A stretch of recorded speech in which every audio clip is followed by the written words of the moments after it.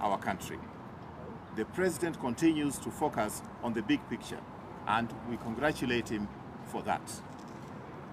We believe that our president has been very tolerant indeed.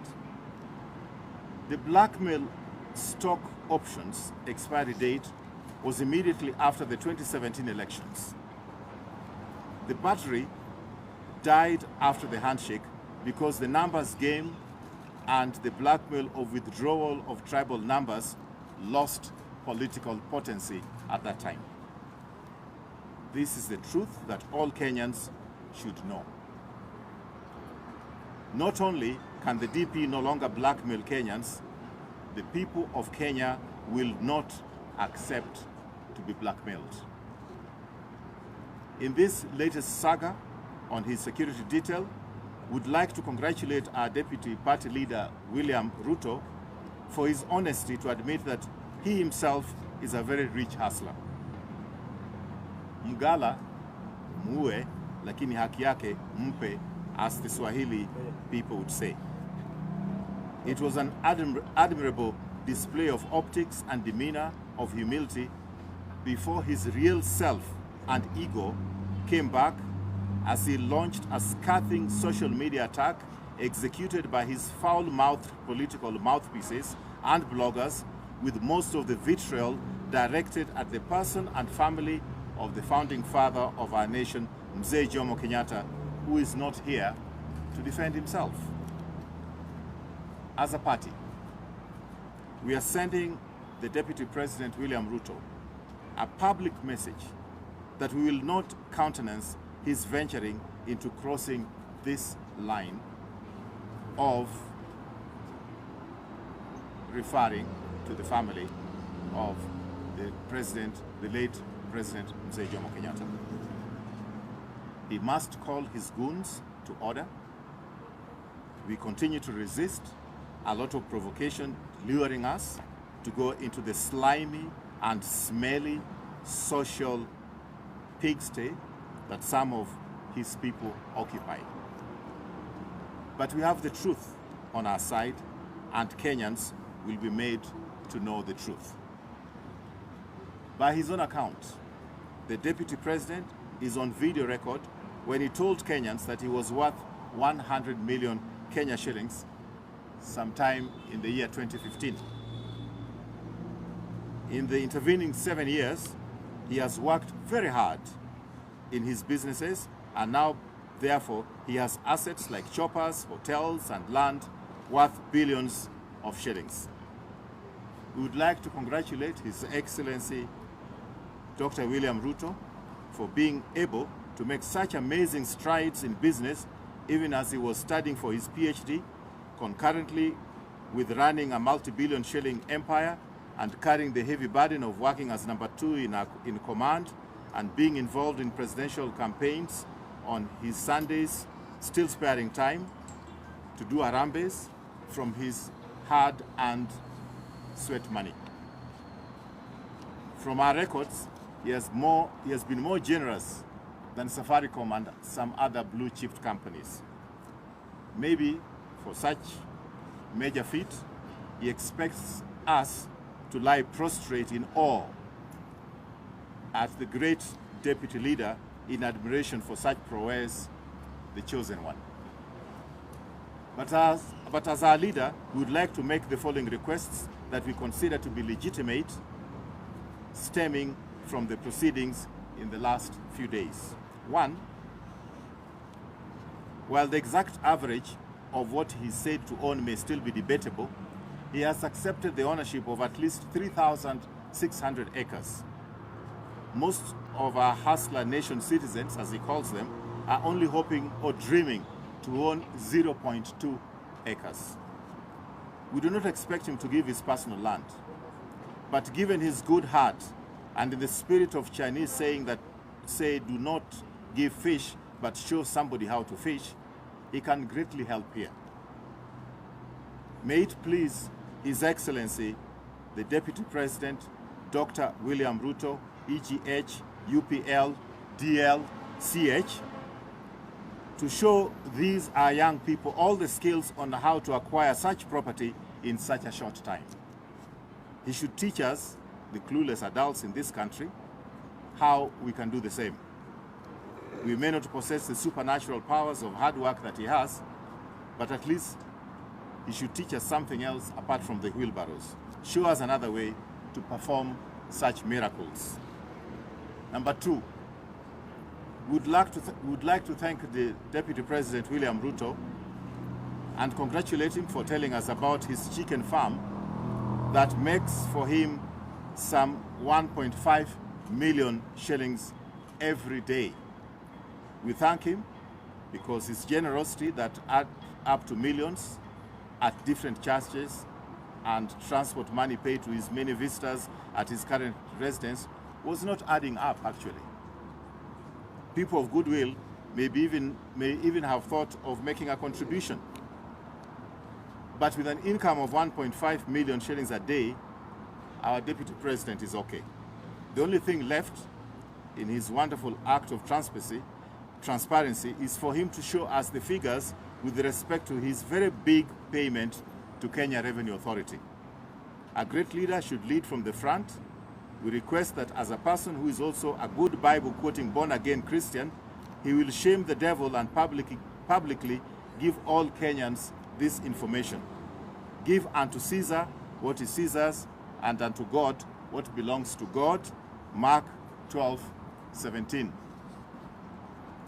And then there's a small matter of Aror Kimwarer saga. The deputy party leader and the deputy president told Kenyans that only 7 billion shillings had disappeared. His own daughter was the deputy ambassador in Rome at that time. To our knowledge, this money has never been returned by the Italians. Since he has got some private business networks in Italy that he had gone to meet, would he be so kind to this nation of poor people, nation of hustlers according to him, as to use his vast business networks to recover this money?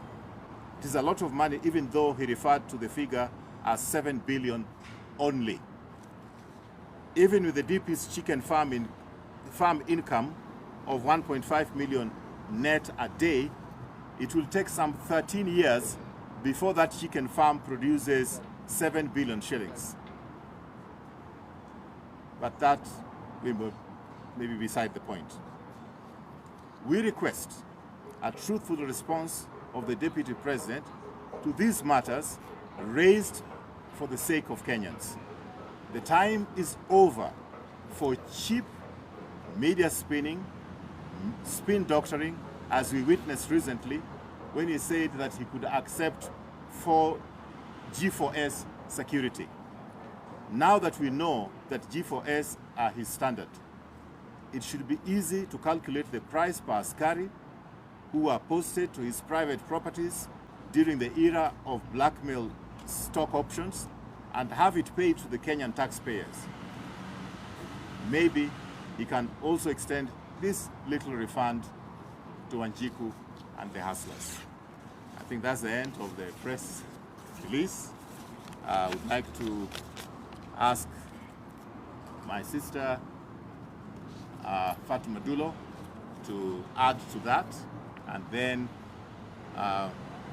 the leader of the party in Parliament, Honorable Kimunya, will be able to answer a few questions and make some remarks.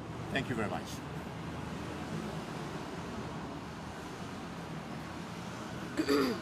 I think mine will be very brief. It's on policy and legislations we set in this country. We have COVID situation in this country today,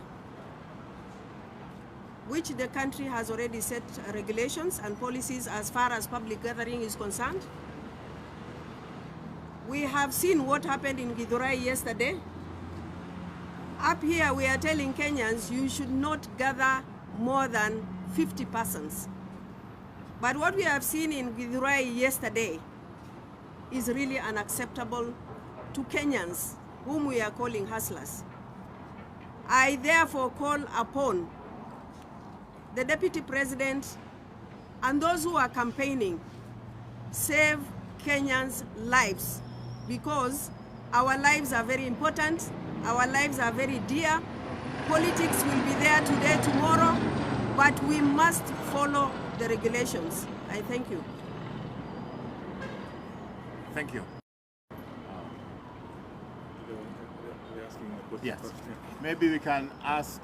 Maybe I can ask you to ask any questions if there are any. That's the longest press release I've read in a long time, and we can respond to them from this table. Yes. Honestly, the name is Mashali Raphael, and I have a question. First one is some members of the Jubilee Party who have been left behind.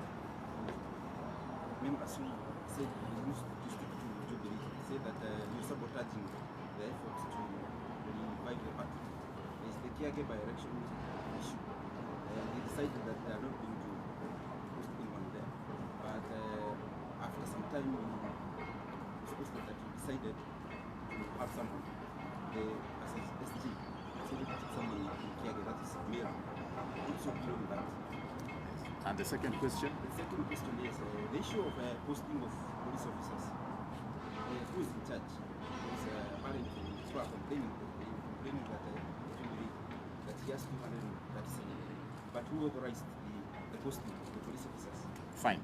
I think I can deal with the first one. The second is not within my docket. You should ask the person whose docket that is.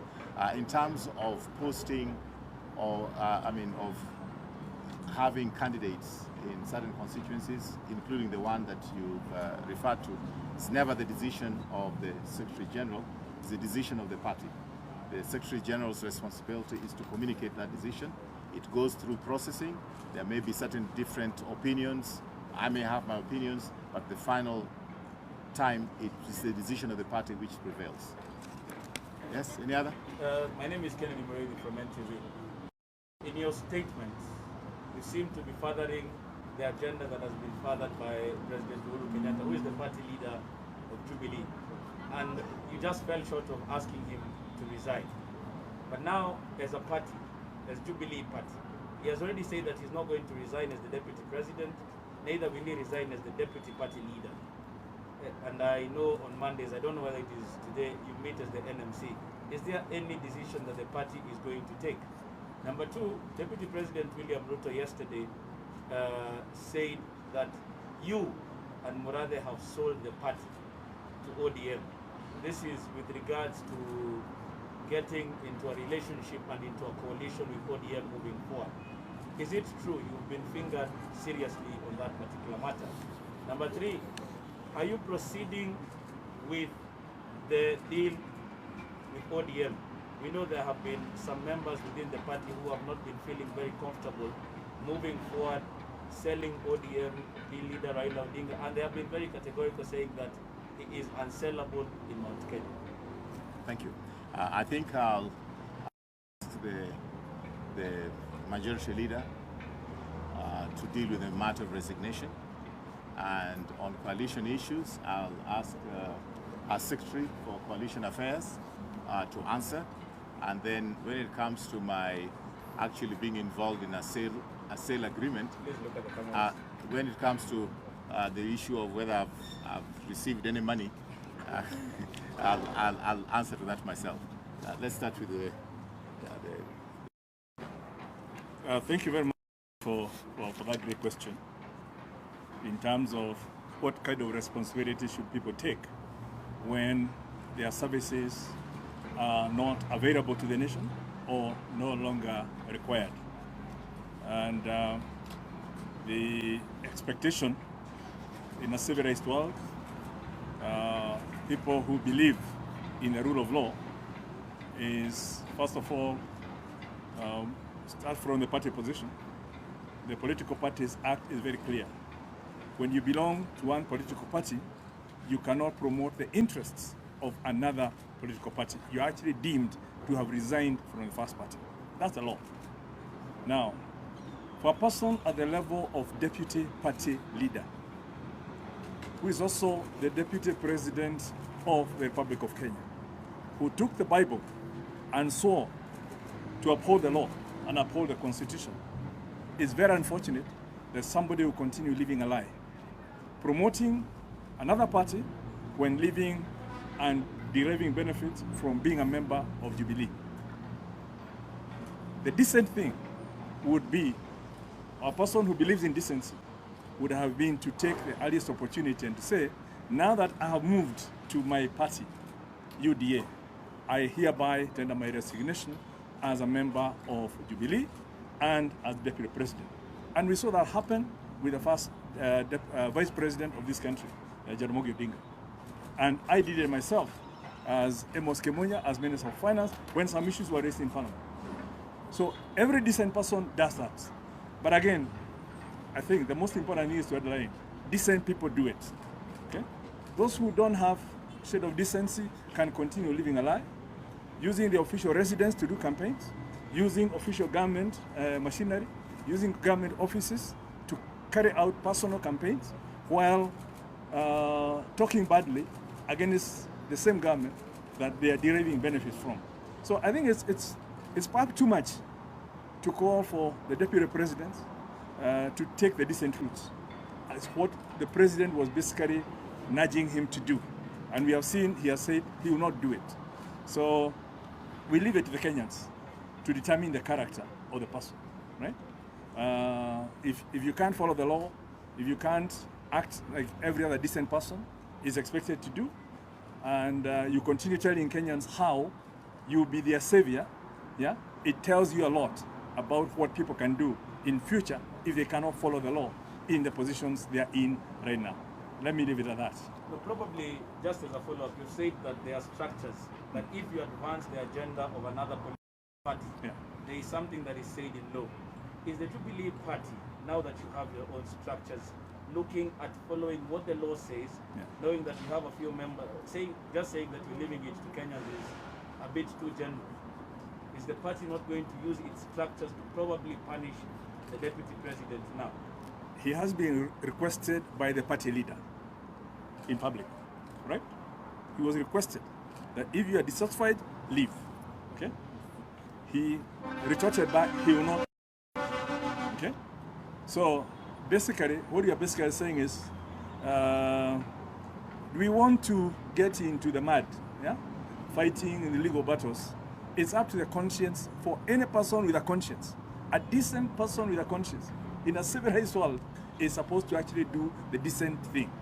Now, if it doesn't do it, it basically shows what kind of character the person is. Okay? And it's a good thing that Kenyans can now be able to judge their leaders, both current and potential. Thank you. Thank you so much. So you have very interesting questions. You wanted to know whether ODM and Jubilee will carry on with the coalition talk that we have had. First, it's up to every political party or coalition or parties of the same interest to decide what to do, how to do, and the content. We as Jubilee and ODM have leadership. We have a structure. In Jubilee, the party leader is His Excellency President Uhuru Kenyatta. In ODM, we have the Right Honorable Raila Amolo Odinga. They have the draft document as to how, when, and how it will be executed. It's up to them to decide. That is not an issue that will be pushed by somebody who has already left our party. And therefore, I think what we are seeing right now is like, you want to have your cake and eat it. You have left this party technically. You are there on a legal technicality. And yet you want to micromanage what happens. Can you concentrate on your house? You have your house called UDA. Do your business. As to how we should consummate our relationship with other parties, ODM, Jubilee, and other parties, is within the confines of the party leadership, and therefore we'll say that is completely off the imaginations of those who want to know what we are doing. So that is left as one of the key issues to be handled by our party leadership, and I hope it will not be the concerns of our political competitors or political detractors. Thank you so much. Thank you. On Yes. your sale. Yes. On your sale. Oh, the sale.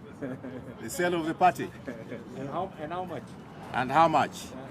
I think that with all due respect to Dr. William Ruto, the Deputy President of the Republic of Kenya, EGH, UPL, DL, CH, I've never referred to him in negative terms. Never. I've never gone personal to him. But if he decides now that I have actually taken some property and sold, I would like to urge him publicly that he should not venture to go there. Indeed, if I'm to execute any sale and is a deputy party leader, I recognize the exceptional skills and expertise that he has in making deals, and Kenyans know about them. He's a great deal maker, and Has told him not to resign, so we can no longer rely on his conscience. yes, yeah, I think you know, and I'll give you an answer. I could be wearing a very nice suit, put a nice tie, living in a good house probably, drive a nice car, speak good English and Swahili, occupy a big position, but values is something else. In fact, I could have all these things and still be very primitive. So if you expect me to do certain things because of certain values, I would like to appeal to my brother here and a few others who are asking for the deputy president to resign, that please stop wasting your breath. He will not resign. He's not that type of person. We know him. Let us concentrate on 2022. Any other question? Yes, the last one, yes. Question. What we want to know is why is it Jubilee addressing issues such as drought situation in the country or even uptake of vaccines, and it's more conversation around. Sorry, You want to answer? On the vaccine, look, okay. On the minister concerned, and I think you should ask him what things are happening. I know from my position cabinet that a lot is being done. On vaccines, again, I know that there are certain things happening, but still I would request you to kindly ask the minister, the line minister. But we are happy with the actions that are going on. But I'd like to give my brother here, the majority whip in Parliament, to make a statement, and then you can proceed. Yes. Thank you very much. Mine is just an observation that I've been following up, that as we gear towards general election, most of the people have been exchanging and using some unpalatable words and descriptions to others. And I want to be very particular. The Deputy President has been very good at giving other people names. Mganga, he refers to Baba. Unfortunately, one of our Luya sons, Moses, was in social troubles. Vile anapigwa na bibi. Another one, he says Cerelac. Another one, he says watermelon. I want to say such words should end. Similarly, to those people who refer to him, like yesterday we could hear them saying Mwizi. How will he feel when, as we stand in the podium, and now nickname our whole Deputy President Mwizi? I want to say to Kenyans, let us call Emmanuel, but not say other names that don't make sense to make Kenyans feel against each other.